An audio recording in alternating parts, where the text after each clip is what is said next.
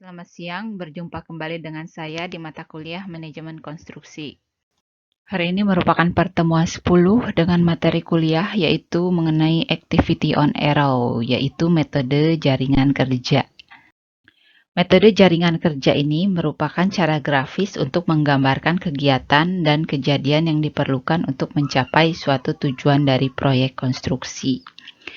Jaringan dari metode kerja ini menunjukkan susunan logis antar kegiatan, hubungan timbal balik antar pembiayaan, dan waktu penyelesaian proyek, dan juga berguna dalam hal merencanakan urutan kegiatan yang saling tergantung, dengan cara menghubungkan urutan tersebut dengan waktu penyelesaian proyek yang diperlukan. Nah, tujuan dari metode jaringan kerja ini juga membantu dalam penentuan kegiatan-kegiatan kritis serta akibat keterlambatan dari suatu kegiatan terhadap waktu penyelesaian dari keseluruhan proyek. Langkah-langkah membuat metode jaringan kerja ini yang pertama adalah menentukan aktivitas atau kegiatannya, kemudian menentukan durasi dari aktivitas atau kegiatan tersebut. Kemudian yang ketiga mendeskripsikan aktivitas atau kegiatannya. Dan yang keempat menentukan hubungan yang logis. Hubungan logis yang dimaksud di sini adalah setiap aktivitas yang terhubung dengan aktivitas lain dalam satu penjadwalan. Nah, ada 3 kemungkinan hubungan logis yang dapat terjadi. Yang pertama, hubungan sebelumnya atau predecessor, yang terjadi ketika sebuah aktivitas hampir selesai terlebih dahulu sebelum aktivitas berikutnya dapat dimulai. Contohnya pada pekerjaan pondasi biasanya mendahului rangka atap.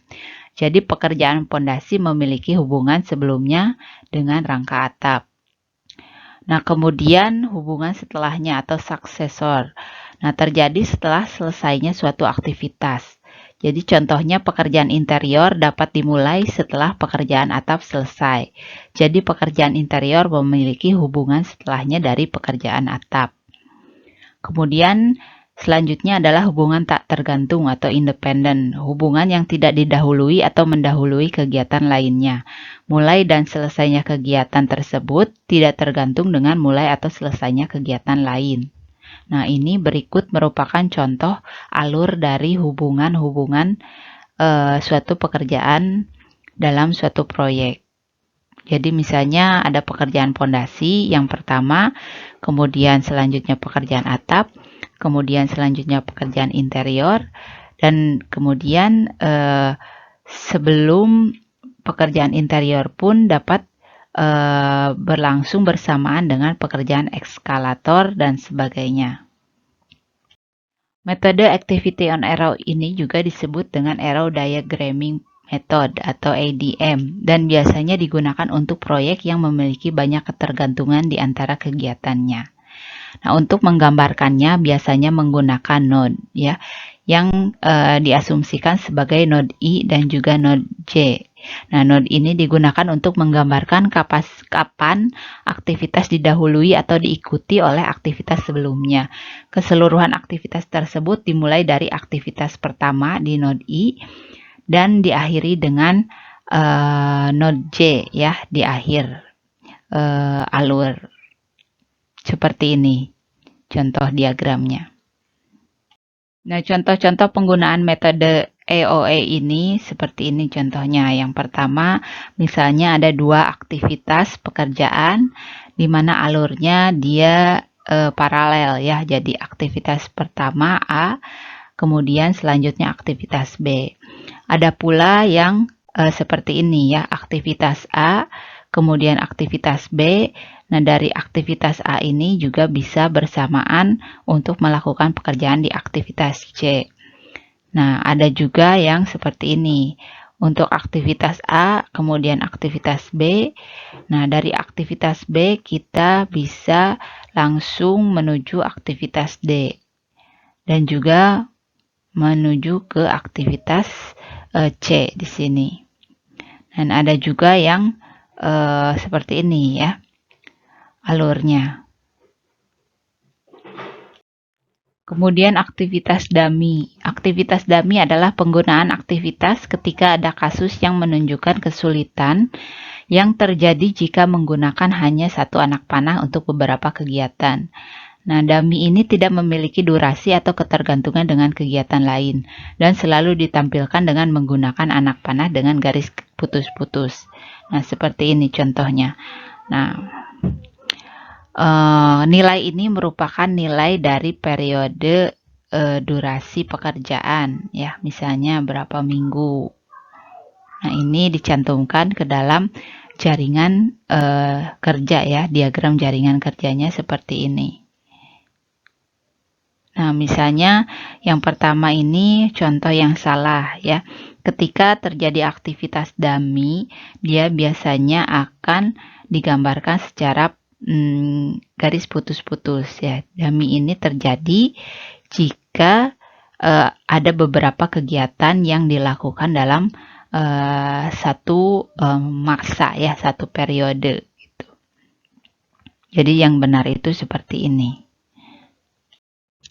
Nah, ini berikut merupakan contoh dari kegiatan yang melakukan dummy dan tanpa dummy, ya. Untuk tanpa dummy ini biasanya aktivitasnya akan sesuai dengan urutan dari hubungan logis. Dan dengan dummy biasanya hubungan dari aktivitas tersebut dapat berlangsung bersamaan dengan aktivitas yang lainnya. Nah, ini juga merupakan contoh-contoh dari aktivitas-aktivitas dummy yang dilakukan di diagram jaringan kerja, ya. Dapat dilihat di sini, misalnya ada aktivitas A, aktivitas B, dan aktivitas C. Nah, kemudian masing-masing melakukan kegiatan dummy, ya, aktivitas dummy untuk melakukan pekerjaan berbarengan dengan pekerjaan lain. Seperti ini contohnya. Ya, terlihat di sini misalnya aktivitas D di mana nah ini, ya, aktivitas D ini aktivitas sebelumnya adalah aktivitas A dan aktivitas B, ya. Kemudian aktivitas A sebelumnya tidak ada, ya. Aktivitas B sebelumnya tidak ada. Aktivitas C sebelumnya tidak ada. Kemudian aktivitas E sebelumnya adalah aktivitas B. Kemudian aktivitas F sebelumnya adalah aktivitas B dan juga C. Demikian halnya dengan contoh yang ada di diagram ini, ya. Dapat terlihat pada tabel di sini, ya. Aktivitas yang berlangsung dan aktivitas sebelumnya. Kemudian ada juga penggunaan simbol persilangan atau crossover. Nah, fungsinya ini memperkecil kesalahan pada saat pembacaan diagram jaringan kerja. Jadi, kita bisa menggunakan simbol persilangan ketika terjadi suatu aktivitas atau kegiatan yang bersilangan atau bersinggungan. Nah, jadi contohnya seperti ini, ya. Kita bisa melihat aktivitas yang dilakukan pada tabel ini dan aktivitas sebelumnya, dan diagram jaringan kerja yang digambarkan adalah seperti ini. Dapat kita uraikan dari tabel. Kemudian ada yang disebut dengan metode jalur kritis, yaitu jalur yang memiliki rangkaian komponen kegiatan dengan total jumlah waktu terlama dan menunjukkan waktu penyelesaian proyek yang tercepat. Jadi jumlah waktunya sangat lama, ya, durasinya. Dan waktu penyelesaian proyeknya tercepat, ya. Jadi bagaimana cara kita menyusun strategi agar proyek yang berlangsung itu diselesaikan dengan cepat, ya. Jadi menggunakan metode jalur kritis. Nah, dari rangkaian jalur kritis ini dimulai dari kegiatan pertama sampai dengan kegiatan terakhir, ya. Ada 4 macam alurnya, ya. Yang pertama early start atau disingkat jadi ES. Nah, ini merupakan waktu paling awal sebuah kegiatan dapat dimulai setelah kegiatan sebelumnya selesai. Bila waktu kegiatan dinyatakan atau berlangsung dalam jam, maka waktu ini adalah jam paling awal kegiatan dimulai. Nah, kemudian let start atau LS. Waktu paling akhir sebuah kegiatan dapat diselesaikan tanpa memperlambat penyelesaian jadwal. Kemudian early finish atau EF, waktu paling awal sebuah kegiatan dapat diselesaikan jika dimulai pada waktu paling awalnya dan diselesaikan sesuai dengan durasinya. Bila hanya dalam satu kegiatan terdahulu, maka EF ini merupakan ES dari kegiatan berikutnya. Nah, kemudian let finish atau LF. Nah, waktu yang paling akhir sebuah kegiatan dapat dimulai tanpa memperlambat penyelesaian proyek. Nah, jadi kalau digambarkan dalam node, ya, node I ini merupakan node awal, node J ini merupakan node akhir. Di awal ini ada IS dan LS, di akhir ada IF dan LF, ya.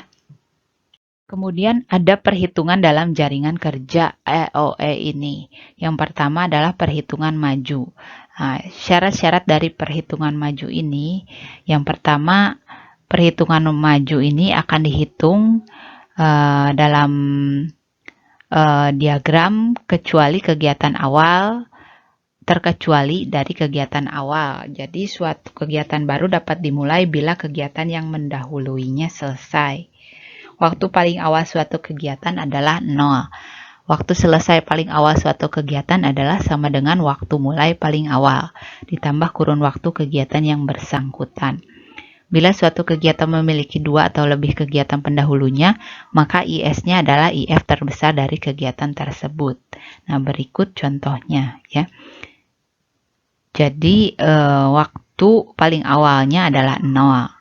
Nah, kemudian kita menggunakan diagramnya dengan menambahkan durasi dari waktu pelaksanaan pekerjaan.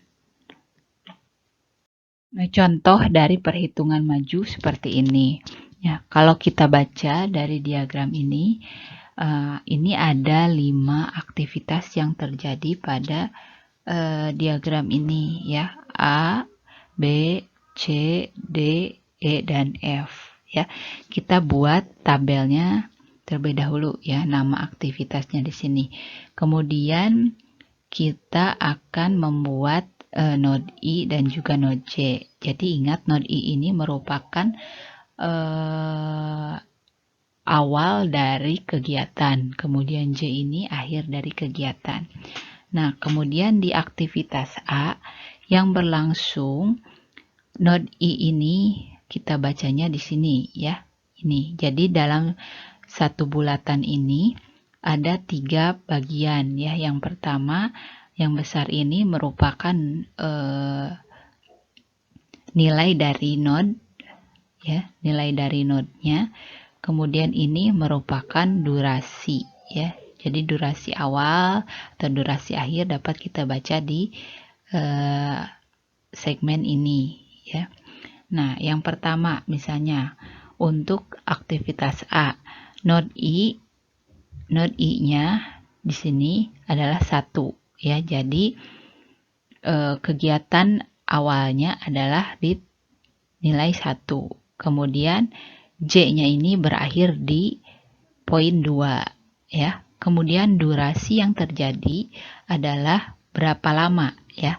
Jadi dari I ke J ini berapa lama? Nah, titik awalnya 0. Kemudian titik akhirnya 3. Jadi durasinya adalah 3 dikurangi 0, ya, sama dengan 3. Jadi early start-nya adalah di titik 0, kemudian early finish-nya adalah di titik 3. Ya, sama halnya dengan B misalnya. Nah, B ini node I-nya adalah 2, ya. Kemudian J-nya adalah 3, ya. Kemudian durasinya didapat dari 6 dikurangi 3, ya, sama dengan 3. Nah, IS-nya kita bacanya dari sini, ya. Early start dari di titik B ini adalah di titik 3, ya. Early finish-nya ada di titik 6. Sama halnya dengan yang lainnya. Kemudian ada juga perhitungan mundur. Perhitungan mundur ini untuk mengetahui waktu atau tanggal paling akhir yang masih dapat memulai atau mengakhiri kegiatan tanpa menunda kurun waktu penyelesaian proyek secara keseluruhan yang telah dihasilkan dari perhitungan maju. Hitungan mundur ini dimulai dari ujung kanan, yaitu dari hari terakhir waktu penyelesaian proyek suatu jaringan kerja. Jadi dia perhitungannya mundur ya. Waktu mulai paling akhir suatu kegiatan adalah sama dengan waktu selesai paling akhir, dikurangi kurun waktu atau durasi kegiatan yang bersangkutan ya. Jadi LS ini merupakan LF dikurangi D. Bila suatu kegiatan memiliki dua atau lebih kegiatan berikutnya, maka waktu paling akhir sama dengan waktu mulai paling akhir. Nah, ini merupakan contoh dari perhitungan mundur ya. Untuk pembacaan tabel sama halnya dengan perhitungan maju ya. Jadi semisal di sini ada 5 aktivitas yang terjadi ya. Nah, aktivitas A, I-nya 1, kemudian J-nya adalah 2. Nah, ini tuh 2 ya. Nah, kemudian durasinya berapa? 3 kurangi 0 ya. Kemudian IS-nya 0, IF-nya 3 ya. Nah, kemudian LS-nya 0, LF-nya 3. Nah, jadi kalau perhitungan maju hanya ada IS dan IF. Nah, di perhitungan mundur ini ada LS dan juga LF. Nah, segmennya berada di ujung kanan ya, di bawah, ujung kanan bawah dari lingkaran yang ada di dalam diagram. Oke, demikian materi kuliah hari ini. Jika ada pertanyaan, silahkan hubungi saya di alamat email dan juga nomor HP saya. Dan juga bagi yang belum join untuk Google Classroom, dipersilahkan. Terima kasih, sampai jumpa lagi.